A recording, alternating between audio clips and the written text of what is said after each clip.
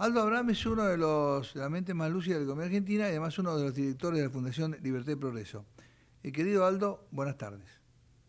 Buenas tardes. Por lo Además de que haber dije, estado todo ese tiempo, hay que recordar también que le fue muy mal, porque hasta que donde yo recuerdo, cuando este gobierno asumió, estábamos yendo a una hiperinflación, teníamos una recesión que había comenzado en el segundo trimestre del 2023 y que se profundizaba. Si van a volver para hacer eso mismo, no creo que no, para Venezuela o haya mucha Cuba, gente feliz. para eso, no, además vos lo dijiste muy bien Pero otras bueno. veces, ¿no? Que, digamos, 40.000 millones de deuda de importadores, un banco central recontra fulminado y quebrado, no había ni cartón para el arroz que no se pega ni se pasa, no había vidrio para botellas de vino, no había alcornoque para los corchos, no había nada, 75 clases de dólar, desunión, narcotráfico, rencor, digamos, lo peor es cómo ha dejado la sociedad. Sí, y la verdad es que es lógico que haya una reacción de aquellos que, bueno, en su momento, o que creen en el tipo de modelo que la Argentina tuvo durante décadas y que nos llevó de fracaso, de fracaso, de crisis en crisis, y con una clara tendencia al empobrecimiento en el tiempo, sino también a aquellos que, corporaciones que son gremiales, empresariales, profesionales e intelectuales que obviamente durante todo ese tiempo estuvieron sacándole a esos gobiernos privilegios, subsidios, protecciones con las que hicieron plata a costa del bienestar del resto de sus conciudadanos, ¿no? Y bueno, eso es lo que hoy está recortándose cada vez que hablamos de que sale una norma que desregula algo, que se abre la importación de algo, que se derrucha alguna parte del Estado que no le servía a la sociedad, pero sí a algunos grupos de interés, ¿no? Y bueno, esos sectores claramente no van a dejar que le quiten sus prebendas así de fácil, ¿no? Así que bueno, vamos a ver una clara resistencia, pero yo creo que esa resistencia se la vence con resultados, ¿no? Con resultados como el de ayer, con una inflación de un 1,5%, cuando había algunos que hace no más de un mes decían que no iba a perforar el 2% la inflación de mayo, ¿no? Ahora, Aldo, voy a insistir con esto. Viste que muchos te dicen, bueno, pero 1,5, ¿pero qué? ¿Que no aumentan los videos? Pero escúchame, ¿no te acordás de dónde veníamos? Bueno, pero hay precios que aumentan, pero no se trata, es un largo camino tener un 0 y pico sostenible y que no, pero acá pusimos todo al revés, todo lleno de regulaciones, prohibiciones, vedas, mercados, todavía tenemos retenciones al campo, el país cerrado, digamos, todo tergiversado, prohibido. Claro, no es fácil, pero digo, dicen, ay, 1,5, ¿qué? ¿No hay inflación? Digo, escúchame, no, hay que ser medio idiota para darse cuenta que un paquete de arroz, un kilo de arroz, el 8 de enero del 2020, mira, no me olvido más, del 2023, 2024, costaba más de 6.000 pesos y está menos de 3.000. Además no había ese arroz, no lo conseguía. Yo digo, hay cosas que bajan, cosas que. Pero no podés comparar 30 con 1,5.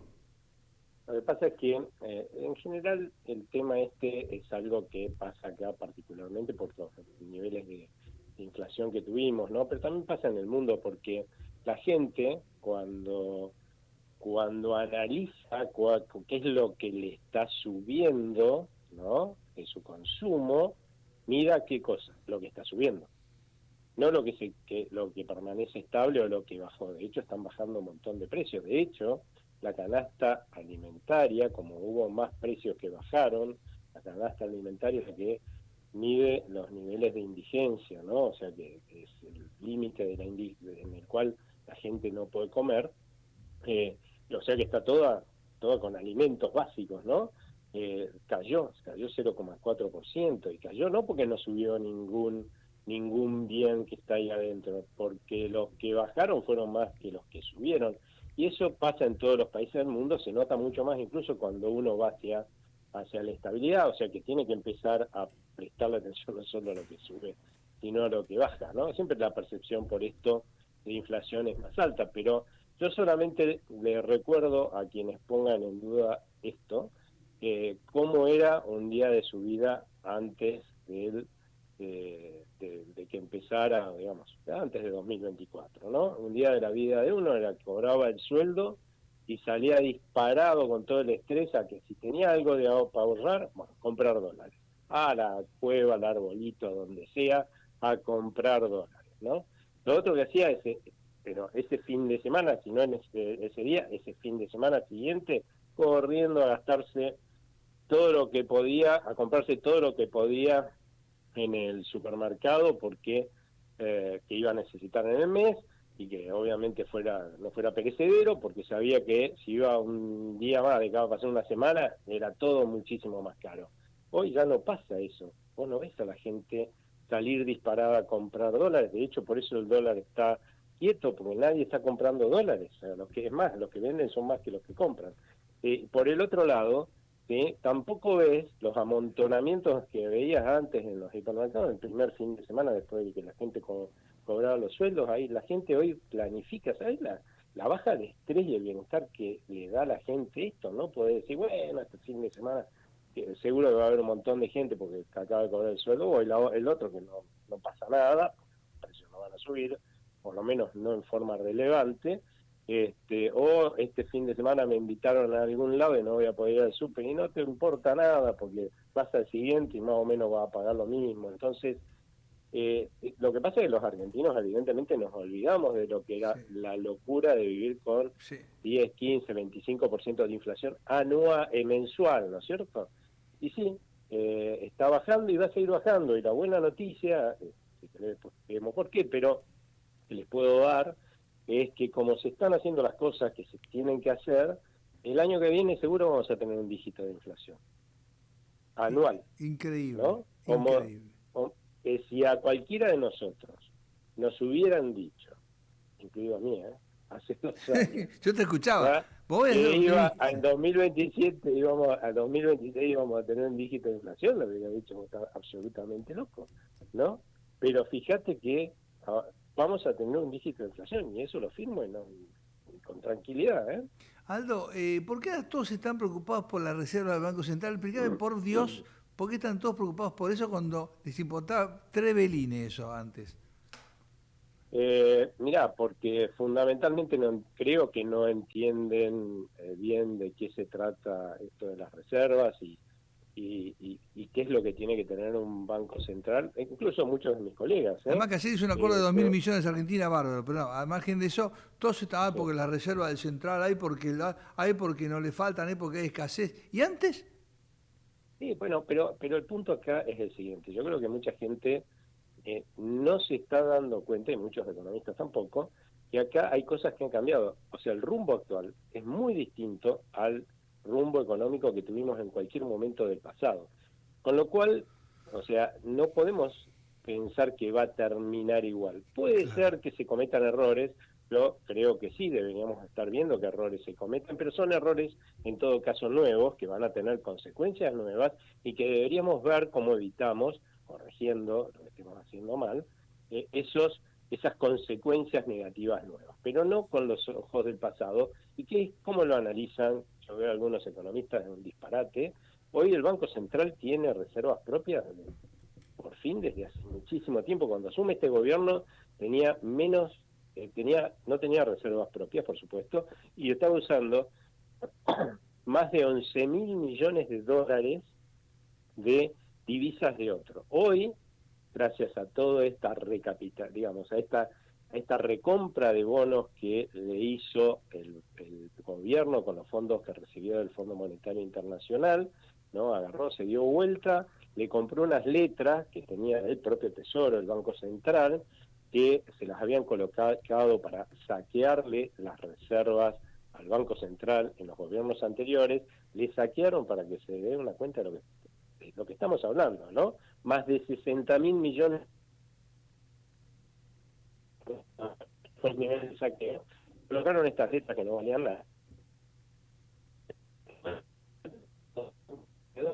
Le recompró esas letras, con lo cual bajó la deuda porque le pidió 12.000 millones de dólares al Fondo Monetario, nueva deuda, cierto, pero al cancelar esas letras que valían esos 12.000 millones de dólares, compraron 36.000 millones de dólares de letras, con lo cual en realidad la deuda cayó a 24.000 millones de dólares. Todos los que están hablando de su endeudamiento, cuando salgan las cifras de mayo, no sé dónde se van a tener que esconder, porque va a caer la deuda pública por lo menos en 20.000 millones, 24.000 millones de dólares, pero bueno, ya verán ellos dónde se esconden. Y ahora el Banco Central tiene más de 5.000 millones de dólares propios, ¿eh? O sea, pasó a ser un Banco Central solvente, como los países vecinos. Hoy tenemos un Banco Central que, como lo de los países vecinos y los países que le dan un dígito de inflación al año a su gente, que son la mayoría del mundo, ¿sí? O sea, no es un milagro. Bueno, esos bancos centrales tienen como prioridad el darle a la gente una moneda estable y confiable. ¿Qué hizo este gobierno? Bueno, cuando asumió dijo, acá no se financia más, como decía, como era la prioridad antes del Banco Central, desde el Banco Central al Tesoro, y el objetivo del Banco Central pasa a ser el mismo que el de los países vecinos, buscar una moneda estable. Y lo otro que tenían los bancos centrales normales, que nosotros no teníamos porque lo llegó casi quebrado a este gobierno, es un mínimo de solvencia. Bueno, hoy tenemos un Banco Central con un mínimo de solvencia, ¿sí? Y que además su prioridad es buscar un índice de inflación de un dígito al año, darnos una moneda estable, y eso va a estar pasando el año que viene seguro, y por eso vamos en ese rumbo, o sea que no nos debería extrañar. Aldo, hay como dos hitos, ¿no? Octubre y diciembre. Octubre votamos y diciembre cambia la composición del Congreso de la Nación y de la legislatura. La pregunta es, ¿cómo imaginas empleo, nivel de actividad, inflación ya me dijiste, con estos hitos, ¿no? Octubre es muy importante, vos siempre lo dijiste, es que antes de las elecciones, lo decías, lo seguís diciendo. ¿Cómo decías, hasta octubre? ¿Qué va a pasar entre octubre y diciembre según el resultado, que puede ser según tu encuesta muy positivo? ¿Y qué viene después de diciembre, no? ¿Qué etapa viene? Para todo, para el trabajo, para el empleo, para la inversión, para la actividad. Bueno, una cosa que va a seguir pasando es que más allá de este tropezón que dio el nivel de actividad en el mes de marzo, lo cual no es raro, tuvimos el principio de año, gracias a un montón de mis colegas, diciendo que el dólar iba a volar por los aires, a la gente le volvió a meter miedo de que se viene otra vez la crisis. La gente estaba recuperando, viste, su gasto, ¿no? Ahorrando cada vez menos, porque si no venía la crisis, era lo que vos veías a partir del segundo trimestre del año pasado. Bueno, la gente empezó a darse algún gustito, eso es lo que reactivó la economía allá por mediados de año, y fuerte, ¿no? Porque la gente dejó de ahorrar en prevención de una crisis, como venía haciéndolo, y incluso empezó a vender eso que tenía ahorrado por si venía una crisis, porque si no viene la crisis, ¿para qué quiero tener esos ahorros ahí? En definitiva, no, yo quería comprarme un auto, o cambiar el auto, o pintar la casa, o no sé, comprarme un nuevo televisor, y al fin y al cabo no lo hice porque se venía la crisis y quería tener esos dólares ahí. Bueno, ahora puedo darme ese gusto que me quería dar. Y de golpe, imagínate que vos vienen todos y le dicen, no, porque el dólar va a volar por los aires, porque lo va a pedir el Fondo Monetario Internacional, todas pavadas, ¿sí? O si vamos a una unificación cambiaria, el dólar va a volar por los aires. No, la gente dejó de consumir e invertir, las empresas hicieron lo mismo nuevamente, y claramente eso generó la caída del nivel de actividad. La realidad es que se está volviendo a recuperar desde el mes de abril y mayo, porque claramente no pasó nada, ¿no? Y sin embargo, estos agoreros hicieron que la gente compre dólares a 1.400 mangos, y decían que era barato, que sigan comprando. O sea, Increíble. yo quiero recordar, ¿no? Porque que la gente se acuerde, porque si no se va, porque están volviendo a decir lo mismo, eso es lo peor de todo, y Sí, sí, bueno, sí, sí, esta sí. historia no se acaba más, ¿no? Y entonces que sigan a los que dijeron no compren, porque si no van a volver a perder plata, y muchos empresarios dijeron, bueno, mi producto vale lo que vale el dólar oficial, si se va a ir al diablo, tengo que subir los precios. Y tuvimos un enorme tasa de inflación, ¿te acordás? En marzo, que nos sorprendió a todos, nadie Sí. esperaba que fuera tan alta por ese factor. Bueno, esos señores también los hicieron perder plata, porque después tuvieron que bajar los precios, porque el dólar no se fue arriba de 1.400 como ellos decían, sino que hoy está en 1.200, es más, subió muy poco y después cayó a 1.200. Entonces, esto creo yo que lo tenemos que ir aprendiendo, ¿no? A ver a quién escuchamos, y la verdad es que hacia adelante la recuperación económica va a seguir. Ya a esta altura debemos estar por arriba del nivel de actividad que teníamos en el mejor momento del gobierno anterior, y claramente vamos a seguir creciendo. Sí, las elecciones en la Argentina, en todo el mundo en realidad, pero en la Argentina más, generan alguna incertidumbre que modera el crecimiento. Eso lo vamos a ver seguramente, pero yo creo que al gobierno y a los que quieren cambio de rumbo, no solamente al gobierno, me, yo creo que el conjunto de los que quieren el cambio de rumbo, les va a ir bien, les va a ir muy bien en las elecciones, porque se está demostrando que funciona esto, contra todos los fracasos anteriores. Entonces, va a haber más legisladores a futuro, cuantos más, esperemos que sean lo más posible, de los que quieren que cambie el rumbo, como para que efectivamente después se hagan más reformas todavía que son necesarias para que este país sea normal, pero que hay que cambiarlas por ley, hacerlas por ley esas reformas. No se le delegaron esas facultades al Poder Ejecutivo, con lo cual hay que hacerlas en el Congreso.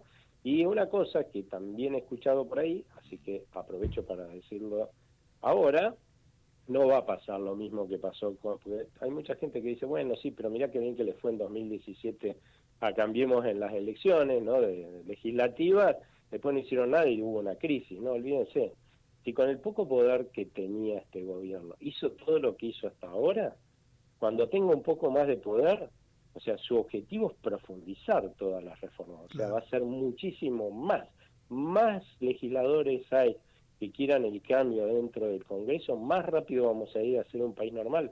Acá no va a pasar esa tibieza que pasó en la gestión de Cambiemos, ¿no?, de no hacer casi nada y después de ganar las legislativas tampoco, ¿no? Entonces, esto va a ser muy distinto y hay que verlo y analizarlo en lo distinto, ¿no? Y está bien buscar los errores para corregirlos, pero entendiendo que no es lo mismo que antes. Aldo, ¿cómo está el nivel de la tasa de crédito para producción, bueno, para hipotecarios y demás? ¿Y qué futuro ves ahí? ¿Qué evolución ves? Y ves otra cosa que hay que ver que cambió, ¿no? Para dar un buen Yo sé que ejemplo eso de vos lo lo que explicás cambió. bien, por eso te lo pregunté, porque lo explicás muy bien el tema del... Mira, cuando antes vos tuvimos, ¿cuántas crisis vivimos? Oh, Vos y yo, demasiadas, ¿no? Y mamma mía. recesiones y todo eso.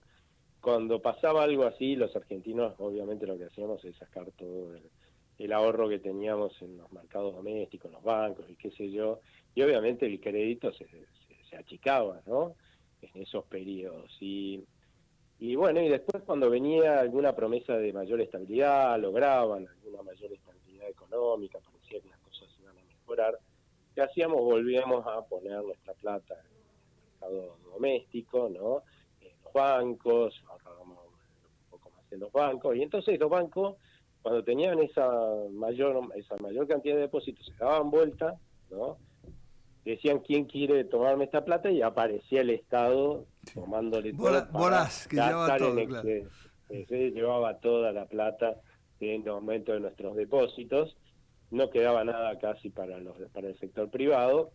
En cambio ahora, claro, como desde el primer día el gobierno dijo, nosotros no vamos a gastar más de lo que nos entra, y es más, gastaron menos de lo que les ingresaba, incluido el pago de intereses, ahora nosotros estamos poniendo, están creciendo los depósitos en términos de poder adquisitivo, ¿no?, de poder prestarlos, cada vez mayor monto, ¿no?, de compra. Bueno, se dan vuelta con estos depósitos que nosotros hicimos ahí en sus bancos y miran, y el Estado le dice, no, mira, yo quiero seguir manteniendo la deuda que tengo hasta ahora, voy a renovar lo que venza de capital, pero no quiero más, no quiero aumentar mi deuda. Lo que vamos a... y el tipo mira y dice, ahora quién prestó esto, ¿no?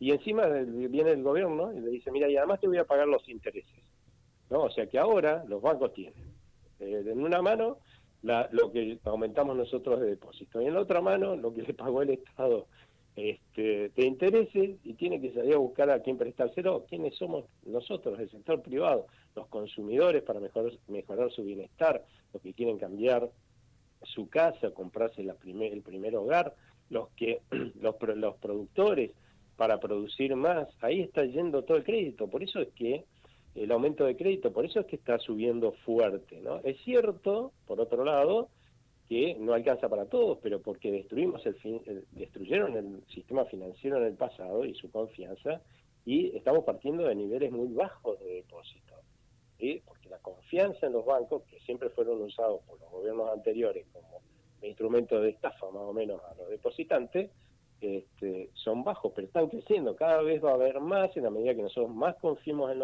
en que en la Argentina no van a usar más el sistema financiero para estafarnos, entonces vamos a poner más plata en el sistema financiero del mercado doméstico de inversiones y vamos a tener cada vez más crédito, y eso va a ser, entre otras cosas, que veamos que las tasas bajan, porque lo que es escaso y todavía sigue escaso, a pesar de que está creciendo mucho, vale mucho, pero en la medida que nosotros sigamos aumentando nuestros ahorros en el sistema financiero y en el mercado de capitales local, las tasas van a bajar. Lleva tiempo, ¿no? Porque has hecho demasiado desastre en el pasado, corregirlo lleva tiempo.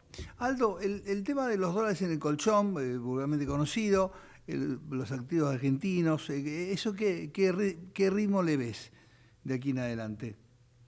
Mira, los argentinos tenemos algunos comportamientos en términos de ahorro que son los mismos que tiene cualquier persona del mundo, ¿no? Normal, ¿no? Recordemos que lo que hemos vivido es décadas de anormalidad, ¿no? Entonces, bueno, pero en el mundo normal, ¿no?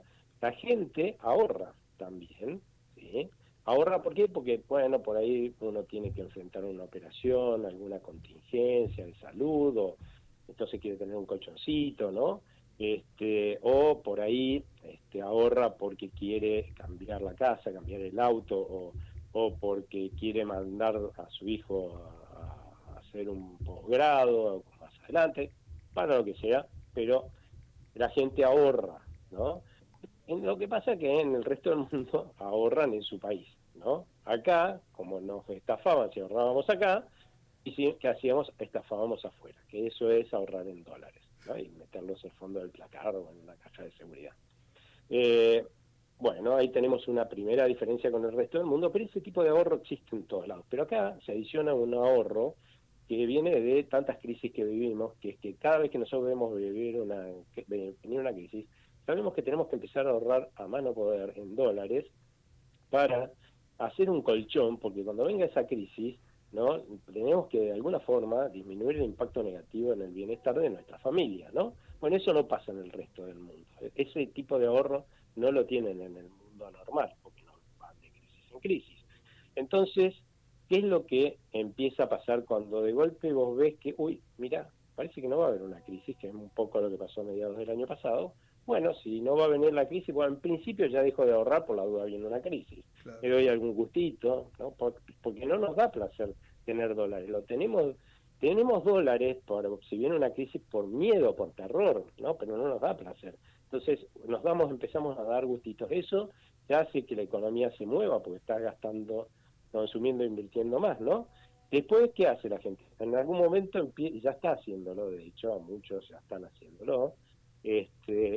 ¿Para qué quiero todo eso? A ver, ahora armé ese fondo anticrisis, por llamarlo de alguna forma, ese ahorro anticrisis, dejando por ahí de comprarme ese televisor que quería, o de cambiar el auto, o de pintar la casa, ¿no? Dejé de hacer esas cosas que sí me daban placer para esto, ¿no? Parece, bueno, ya, si no viene la crisis, ¿para qué quiero eso?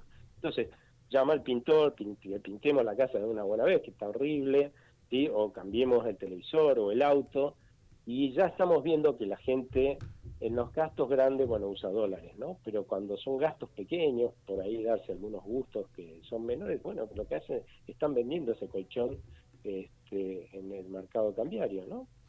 Aldo, un tema gravísimo es que no tenemos régimen previsional, un régimen laboral que atrasa, que es realmente retrógrado, y tenemos que reformar. Con este Congreso, imposible. Cuando cambiemos el Congreso, ¿podemos esperar o esas dos reformas más la tributaria que está haciendo Sturze como puede, pero que avanza algo, digamos, previsional y laboral, tenemos que hacerlo sí o sí. Para mí no nos queda mucho tiempo, ¿no? Con este régimen tan malo y tan atrasado, ¿no?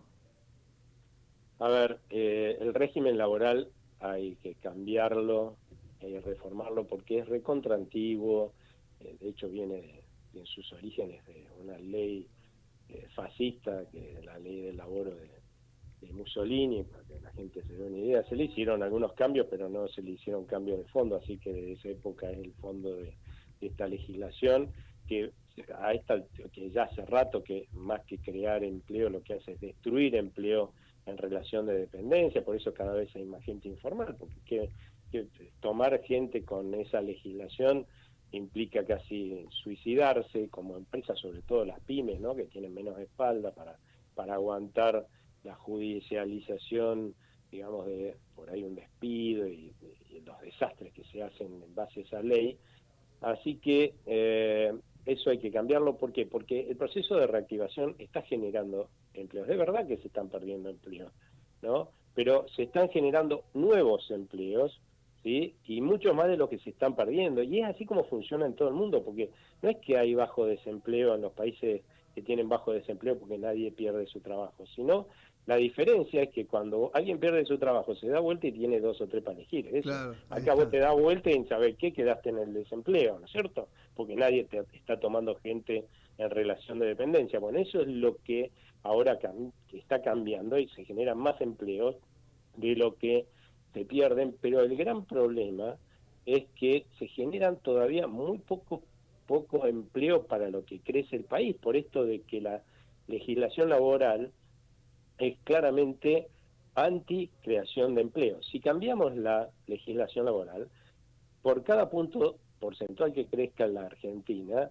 vamos a crear muchísimos más empleos, ¿no? Y acá necesitamos crear muchísimos más empleos porque hay mucha gente joven a la que darle un trabajo, hay mucha gente en la informalidad que también quiere pasar a ser formal y tener todas las coberturas que tiene un empleado formal, ¿no es cierto? O sea que, y están los empleados que no hacían nada dentro del gobierno, del Estado, que tienen que pasar a ser útiles a la sociedad fuera del Estado, ¿no? Entonces hay que crear muchos empleos. O sea que eso es un más. Y lo del régimen previsional, sí, si no, ya está absolutamente quebrado nuestro régimen previsional. Por segunda vez, ya somos el único, en todos lados ya quebró el régimen previsional, pero nosotros tenemos como todos esos récords que tenemos, todos malos, ¿no? Pues ya lo hemos quebrado 2 veces, el régimen previsional, una cosa notable, y bueno, y ahora lo que hay que ver es que funcione lo mejor que se pueda para darle la mejor jubilación posible a los que se están jubilando por este régimen, ¿no? Y en vez de buscar esa reforma, ¿no? Empezamos a dar aumentos que nadie sabe quién va a pagar. Total, viste, antes pasaba que, claro, hacían estos aumentos, entonces el Estado se endeudaba para pagarlo, o le pedía al banco, entonces íbamos a una crisis por cesación de pago, o el banco le pedían la plata al Banco Central, entonces la inflación se iba al diablo y terminamos en hiperinflaciones. Bueno, ese no es el camino. El camino es hacer una reforma para que eso funcione, como pueda funcionar algo que está quebrado, pero manejar esa crisis que tiene hoy ya el sistema previsional en beneficio de los jubilados, ¿no? Por eso es tan importante la elección de octubre. Y finalmente, el mundo que vos conocés también, las empresas, las casas matrices, los que deciden inversiones, ¿cómo están observando y evaluando lo que hace la condenada, los cortes de ruta, las tomas de facultades, estos recursos desesperados ante la Corte, los sacaron corriendo de la Haya, ahora fueron a la Corte Interamericana, lo sacaron, bueno, lo van a sacar corriendo igual? ¿Cómo se ve eso? Porque para mí eso está puede causar daño, ¿no? O una crisis, o una corrida, o que crean que las calles están... Porque para mí están buscando el daño. ¿Y eso cómo se ve afuera? Mira, acá, te digo la verdad, nosotros siempre hablamos de cómo se ven las cosas afuera, ¿no? Y vos sabés que, porque esto es un error que hemos alentado los economistas, que siempre hablamos de inversión externa como si fuera lo más importante, ¿no?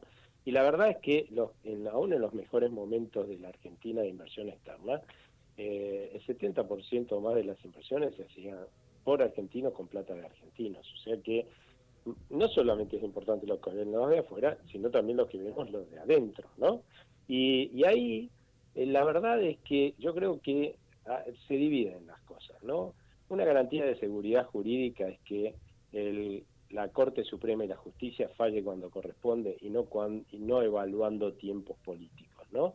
Porque fíjate que cuando durante todos estos últimos meses teníamos un bando que quería agredir al gobierno diciendo acá hay un pacto entre Cristina y Milei para que la Corte no se expida hasta que ella no sea candidata y tenga fuero, ¿no? Bueno, eso pegándole, y por eso no se va a expedir la Corte. Y del otro lado tenías a los K diciendo, no, porque el gobierno la quiere proscribir, y vos decís, pero pará, las dos cosas al mismo tiempo claramente no pueden ser, ¿no es cierto? O sea, y la Corte hizo caso omiso de todo, ya había 2 instancias anteriores que la habían condenado, esta señora parece que la condenó la Corte, ¿sí? Y claramente falló porque no había ningún motivo para no fallar, igual que las otras 2 instancias en donde se presentaron cualquier cantidad de recursos por parte de la defensa, tuvo todos los instrumentos como para demostrar que era inocente y los usó seguro y no lo pudo demostrar, o sea que no era culpable y bueno, chau, entonces se demostró que era culpable, listo, ¿no? Ya está, ¿para qué vamos a seguir demorando esto? Y bueno, y fallaron, y bueno, sí, como siempre va a pasar, ¿no? Se van a comer las críticas, ¿no?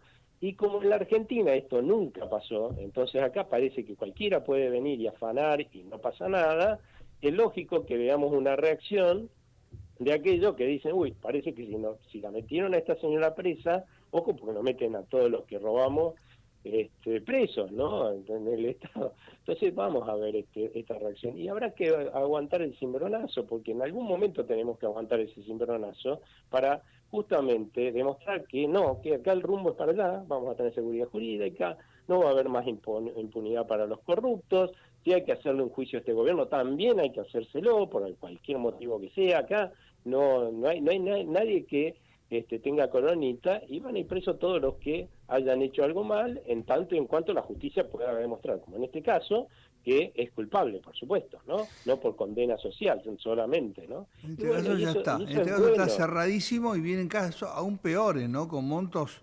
enormes de perjuicio para el Estado, ¿no? Enormes para los argentinos, gigantescos.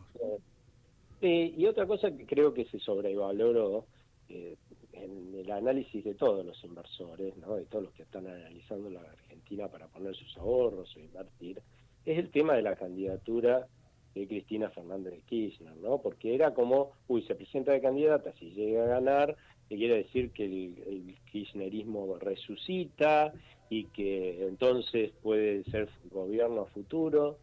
Todo una cosa que nunca entendí, porque había analistas que decían esas cosas y gente que compraba esas cosas, porque una expresidente y ex vicepresidente se presenta para tener fueros, ¿sí? No de legisladora nacional, donde puede tener alguna prédica que tenga que ver con lo que se está haciendo a nivel nacional, ¿no? Sino de legisladora provincial en la tercera sección, porque las encuestas dicen que es en el único lugar donde tiene por seguro que el peronismo va a ganar. O sea, y quiere entonces tener los fueros, pero no perder, porque a nivel provincia va a perder, ¿no? Y saldrá segunda igual y va a tener los fueros, ¿no? Sí. Pero va a la tercera sección porque quiere tener los fueros y quiere ganar, no quiere perder, ¿sí? Y vos decís, eso es una muestra de decadencia política, no de resurrección. ¿De qué estamos hablando? Claro, ¿sí? claro. O sea que, bueno, hay que empezar a ver las cosas como son. Y bueno, y va a haber reacciones, ¿sí? Del otro lado, y bueno, y hay que aguantar. Aldo, yo te agradezco muchísimo. Creo que los primeros días, miren, sigue la baja en la inflación, ¿no? Veremos, pero viene bien la tendencia, eso es muy importante, sí. ¿No? Viene bien, a pesar de todo este revuelo, cortes de rutas, amenazas de paros nacionales. No pasa nada. No, la gente está mirando otra cosa. El dólar no va a pegar un salto, sí puede pasar si se complica todo Medio Oriente, como se está complicando, se pone muy grave, sí. Pero eso no va a tener que ver con nada de lo que está pasando acá adentro en términos de este fallo de la Corte. Aldo, un gustazo escucharte, buen fin de semana, gracias y a las órdenes. Muchas gracias a ustedes, que tengan buen fin de semana también. Muy bien, doctor Aldo Abraham es uno de los directores de la Fundación Libertad y Progreso, un gran economista argentino, conversando extensamente con nosotros.